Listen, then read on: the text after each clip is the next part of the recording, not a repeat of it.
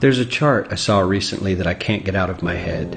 A Harvard business professor and economist asked more than 5,000 Americans how they thought wealth was distributed in the United States. This is what they said they thought it was.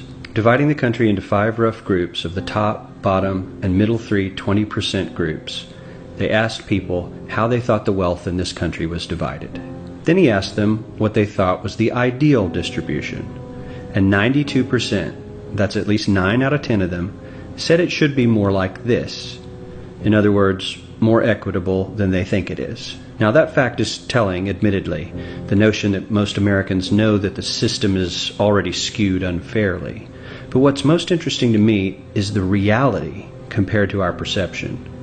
The ideal is as far removed from our perception of reality as the actual distribution is from what we think exists in this country.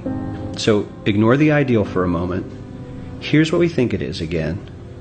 And here is the actual distribution. Shockingly skewed.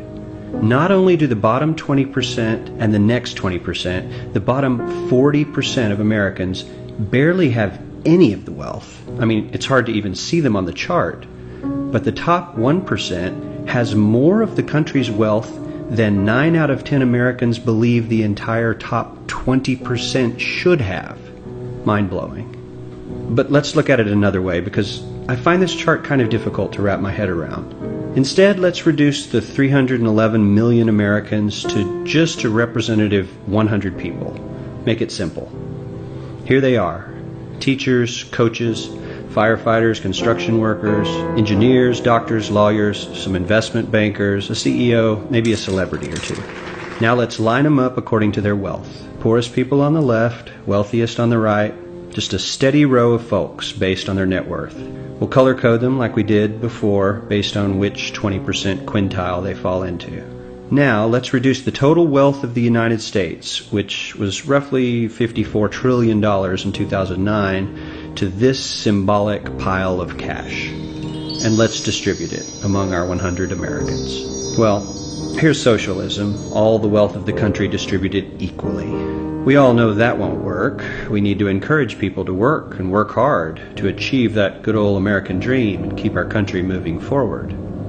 So, here's that ideal we asked everyone about. Something like this curve. This isn't too bad. We've got some incentive, as the wealthiest folks are now about 10 to 20 times better off than the poorest Americans.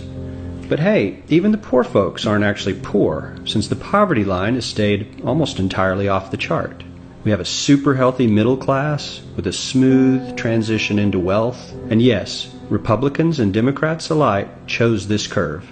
9 out of 10 people, 92%, said this was a nice, ideal distribution of America's wealth. But let's move on. This is what people think America's wealth distribution actually looks like. Not as equitable, clearly, but for me, even this still looks pretty great. Yes, the poorest 20 to 30% are starting to suffer quite a lot compared to the ideal, and the middle class is certainly struggling more than they were, while the rich and wealthy are making roughly 100 times that of the poorest Americans and about 10 times that of the still healthy middle class. Sadly, this isn't even close to the reality. Here is the actual distribution of wealth in America. The poorest Americans don't even register. They're down to pocket change, and the middle class is barely distinguishable from the poor. In fact, even the rich between the top 10 and 20 percentile are worse off. Only the top 10% are better off. And how much better off? So much better off that the top 2 to 5% are actually off the chart at this scale. And the top 1%, this guy, well, his stack of money stretches 10 times higher than we can show. Here's his stack of cash, restacked, all by itself. This is the top 1% we've been hearing so much about. So much green in his pockets that I have to give him a whole new column of his own, because he won't fit on my chart. 1% of America has 40% of all the nation's wealth. The bottom 80%, 8 out of every 10 people, or 80 out of these 100, only has 7% between them. And this has only gotten worse in the last 20 to 30 years.